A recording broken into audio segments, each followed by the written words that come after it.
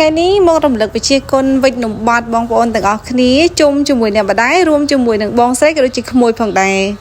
ផ្សព្វផ្សាយតំបន់ទេសចរកសិកម្មអាជីវកម្មកំភ្លេចតាមដាន Page BTTV ដើម្បីទទួលបានចំណេះដឹងយ៉ាងសម្បូរបែបបងប្អូនអ្នកខ្លះចូលចិត្តញ៉ាំនំបត់ចាបើសិនជាចូលចិត្តញ៉ាំនំបត់តែគេញ៉ាំទៅស្រួលជាងដោយសារតែការធ្វើនំបត់គឺចំណាយពេលយូរបងប្អូនយើងត្រូវត្រាំអង្គត្រាំអីណាដោយសារយើងនៅស្រុកស្រែយើងមិនបានទិញម្សៅទេដូចយើងនៅទីក្រុងភ្នំពេញអីចឹងទេបងប្អូនត្រាំអង្គតវារៀងរីកហើយបញ្ចូលមកកិនបែបនេះចាប្រហោបែបនឹងឯងហើយប្រដាប់កិននេះគឺថាដឹងប្រហែលចំនួនហើយទេបងប្អូនអើយតាំងពីនាងខ្ញុំនៅកុមារភាពតូចទៅឥឡូវក្បាល30ហើយនៅតែប្រើត្បាល់កិនដដែលបងប្អូនចាគឺស្រួលកិនខ្លាំងមែនតើហើយទ្រាំតែបាននំបត់បងប្អូនយើងកិនរហូតដល់អស់កិនអស់ប៉ុណ្នេះហើយជាមួយនឹងបងស្រីចាគឺចំណាយពេលកិនរហូតដល់ប្រហែលជា1ម៉ោងដោយសារនំបត់យើងប្រហែលជា5កំប៉ុងដែរបងប្អូនគឺយើងត្រៀមសម្រាប់ការធ្វើនំបត់គឺត្រូវមានអង្គចាគឺមានខ្ទិះដូងចាគឺមានដូងខ្ចីដូងអីហ្នឹងពុកម៉ែបងប្អូនចាមានស្ករសស្ករអីហ្នឹងឯងដើម្បីយើង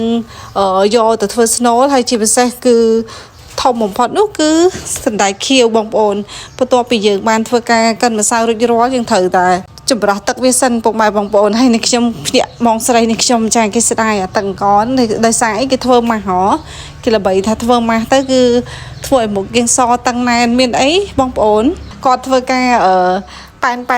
ឲ្យវាចម្រោះទឹកអញ្ចឹងប្រហែលជាមិនដល់កន្លះម៉ោងទេបងប្អូនចា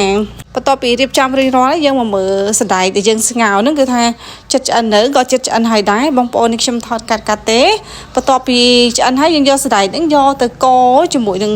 ដូងខ្ចីរបស់យើងហ្នឹងបងប្អូនដូងខ្ចីឬក៏ដូងចាស់ហ្នឹងឯងហើយរួមជាមួយនឹងចាសណ្តែករបស់យើងកូរដាក់ស្ករដាក់អីមកឲ្យឆ្ងាញ់ល្មមមកណាហើយម្សៅរបស់យើងក៏រួចរាល់ហើយដែរស្លឹកចេកក៏បានត្រៀមរួចរាល់ហើយដែរគឺអត់មានអីទៀតទេគឺយើងចាប់ផ្ដើម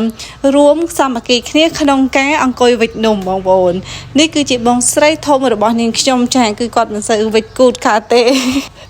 គាត់សូវចេះ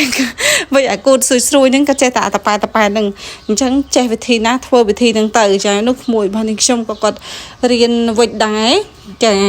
ហើយនេះវិញគឺជាអ្នកម្ដាយរបស់នាងខ្ញុំចាគឺគាត់ជំនាញវិចនំឲ្យបងប្អូនមិនថានំខ្មែរនំស្អីក៏គាត់ចេះដែរណាស់តកូនតែគ្មានកាត់ត្រមម្ដាយសបីមកបៀកបងប្អូនបើចង់ញ៉ាំគឺទិញគេ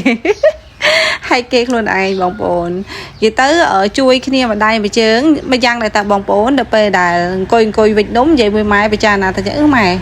កូនស្រីល្អមួយយ៉ាងដែរតាពេលធ្វើអីចឹងទៅចេះជួយគ្នាម្ដាយមួយជើងជួយគ្នាចឹងទៅឆាប់ហើយចឹងណាអត់ខ្ជិលទេជួយបានន័យថាអត់មើលនឹងភ្នែកអីចឹងណាហើយក៏នាងខ្ញុំក៏ថតផងក៏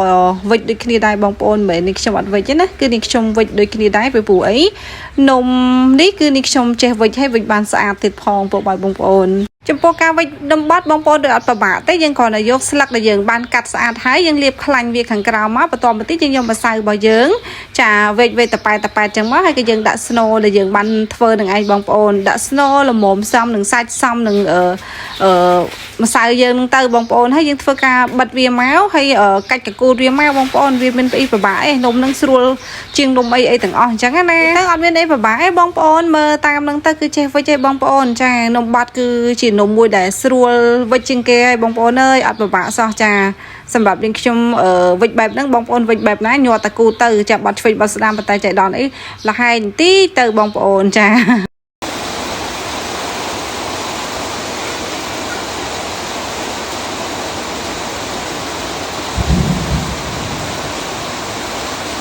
ដោយបងប្អូនឃើញមិនហ្នឹងអញ្ចឹង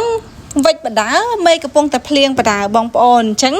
ការវិចនំបត់យើងគឺវិចកំពុងតែភ្លៀងនឹងតែម្ដងបងប្អូនចំពោះការវិចនំបត់ពេលដែលយើងវិចរួចរាល់ហើយយើងយកនំរបស់យើងនឹងដាក់ចូលក្នុងឆ្នាំងមកបងប្អូនយើងរៀបចំឲ្យបានស្អាតមកចារៀបឲ្យមានរបៀបរៀបរយហើយយើងទ្រាប់ស្លឹកចេកពីខាងក្រោមនឹងឯងរៀបរួចហើយបងប្អូនយកនំមកដាក់នៅលើភ្លើងសិនបន្តមកទៀតយើងយកទឹកមកចាក់បងប្អូនចាក់នៅលើភ្លើងនេះចាក់ទឹកមកល្មមបានហើយកុំឲ្យហៀវហូរពេកអញ្ចឹងនំរបស់យើងគឺបានរួចរាល់អស់ហើយចាំតែឆ្អិនតែប៉ុណ្ណោះពុកម៉ែបងប្អូនវីដេអូមួយនេះគឺមានតែប៉ុណ្្នឹងឯងអរគុណសម្រាប់ការទស្សនានៅវីដេអូមួយនេះចាជូនពុកម៉ែបងប្អូនសុខសប្បាយសំណាងល្អគ្រប់គ្នា See you next video ចា